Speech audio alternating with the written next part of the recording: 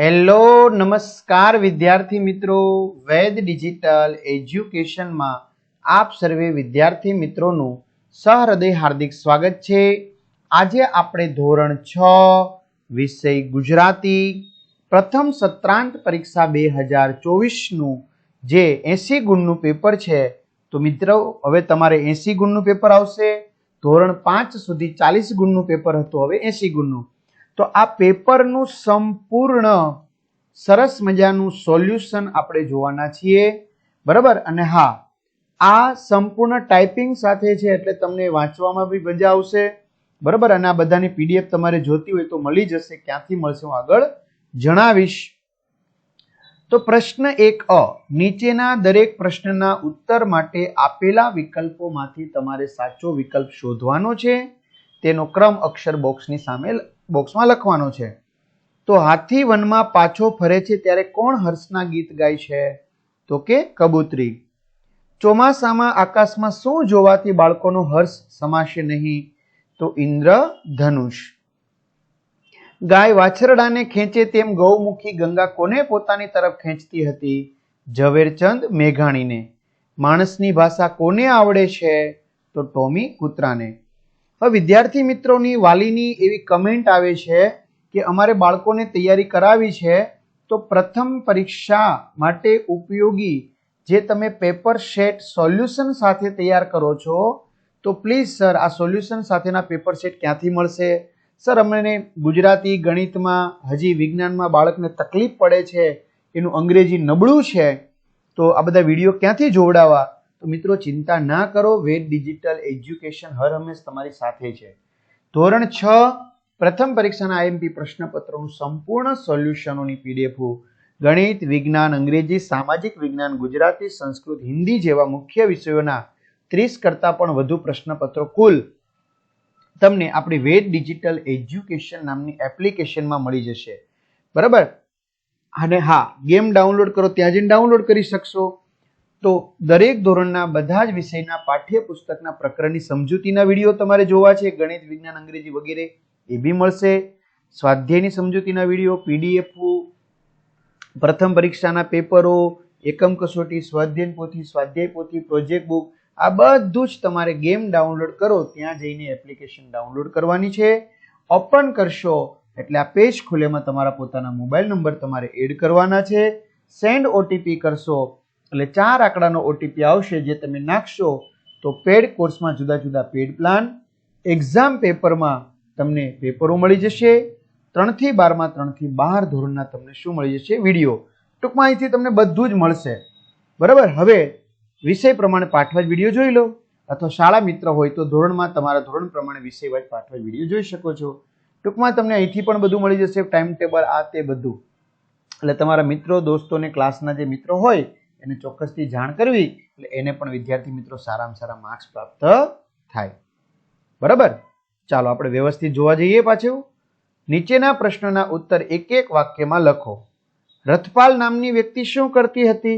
તો રથપાલ નામની વ્યક્તિ પગમાં પગરખા વિના ટાંટિયા ઘસતી ચાલતી હતી, છે ને નામનો મોહ એમાં. ગામમાં હરકચંદ શેઠનો ભાવ શા માટે પૂછાતો હતો?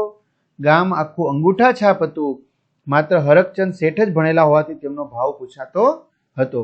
વરસાદની કૂતરા અને ગાયો પર શી અસર થાય છે? વરસાદમાં કૂતરા દોડાદોડી કરી મૂકે છે અને ગાયો અકળાઈ જાય છે. હાથી ઘેનમાંથી જાગે તે પહેલા શું થાય છે? તો હાથી ઘેનમાંથી જાગે તે પહેલા જ એક ધીમો મીઠો અવાજ એના કાને અથડાય છે, હાથી ભૈયા, હાથી ભૈયા. ચલો 3-4 વાક્યમાં વિદ્યાર્થી મિત્રો પ્રશ્નોના જવાબ આપો. તો આ મોટો થઈ જશે વિડીયો, કારણ કે 80 ગુણનું પેપર છે. છોટું માટે ભોયરામાં જવાનો શા માટે પ્રતિબંધ હતો?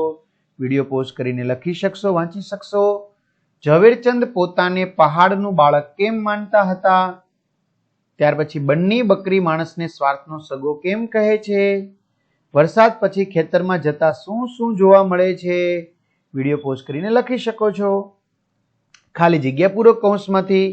નામ તો માત્ર એકબીજાનો પરિચય પામવા માટે છે. કળ સંગે રાંધવાનો ભરડો દઈને ગાડું ગામના માર્ગે વહેતું કર્યું. ઇન્દ્રધનુષ જોઈને રંગોની મિજલસ કરો. ચાલો પાછો સાચો વિકલ્પ પસંદ કરવાનો. કોઈ દિવસ રહેવા માટે બાગ બગીચા મળે તો કોઈ દિવસ ક્યાં રહેવું પડે? જંગલમાં.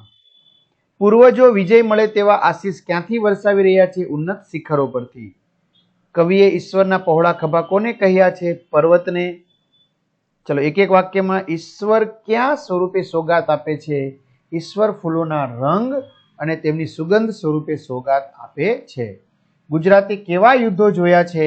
ગુજરાતે શૂરવીર લડવૈયાઓના શૌર્યભર્યા યુદ્ધો જોયા છે. આગળ વધીએ વિદ્યાર્થી મિત્રો.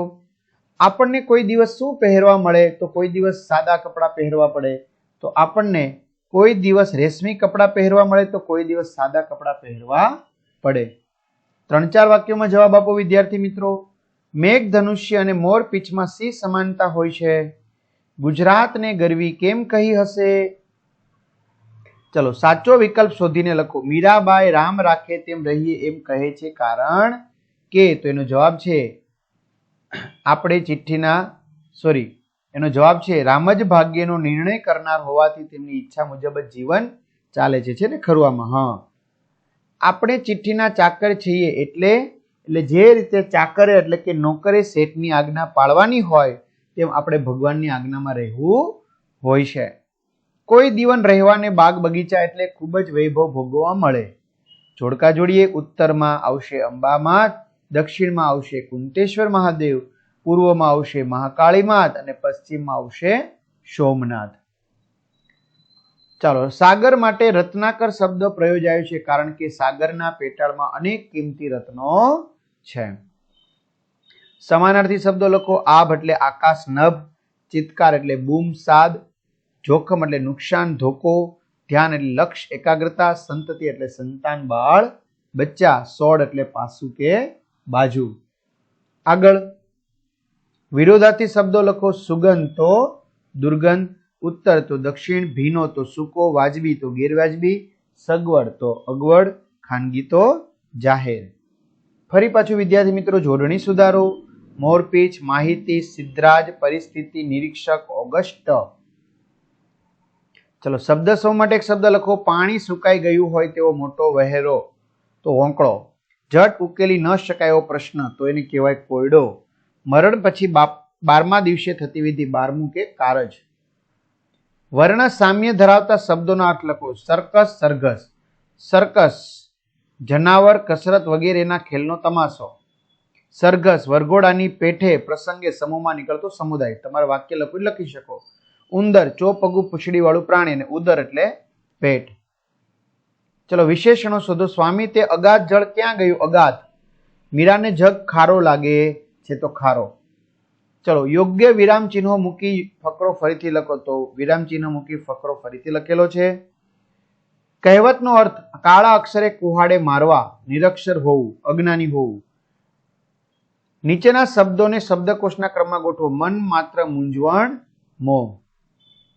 ચલો મિત્રો આ શબ્દો પરથી આપણે શું બનાવવાની છે? વાર્તા બનાવવાની છે. બરાબર. બુદ્ધિશાળી સસલું એવું તમે વાર્તાનું ટાઇટલ આપી શકો છો.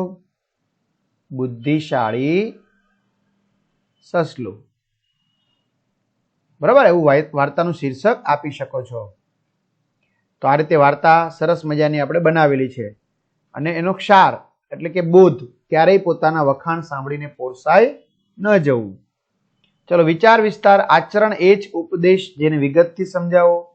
પાકે ઘડે કાંઠા ચડે નહીં.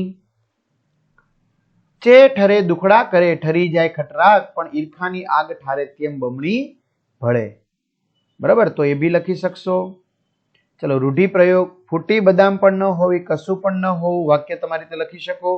બે હાથ જોડવા, વિનંતી કરવી, અધ્ધર પદ્ધર વાતો કરવી, ઉડાવ જવાબ આપવો, ભભૂકી ઉઠવું, સળગી ઉઠવું. ચલો એક નિબંધ લખી શકો છો. માતૃપ્રેમ. બરાબર, વિડીયો પોઝ કરતા જજો, લખતા જજો, અથવા તો એની પીડીએફ તમને મળી જશે. મારો પ્રિય તહેવાર. તમને કોઈ પણ તહેવાર પૂછી શકે તો દિવાળી બને ત્યાં સુધી આપણે લખવી, કારણ કે દિવાળી નજીક આવી રહી છે. અને મારો યાદગાર પ્રવાસ એવું બી તમને પૂછી શકે. બરાબર, તો સરસ મજાનું વિદ્યાર્થી મિત્રો આપણે સોલ્યુશન જોયું. એટલે હજી કહું છું કોઈને પ્રથમ પરીક્ષાના પેપર સેટ આવી રીતે તૈયારી માટે જોતા હોય, બરાબર, તો તમને ક્યાંથી મળી જશે? આપણી એપ્લિકેશનમાં પેડ કોર્સમાંથી મળી જશે. વહેલી તકે મેળવી લેવા.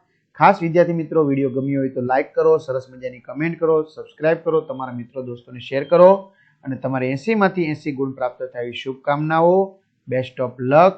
અને કેટલા ગુણ આવશે તમારે ચોક્કસથી કમેન્ટ કરો. તો અહીં સુધી રાખીએ. અસ્તુ. જય હિન્દ, જય ભારત. All the best.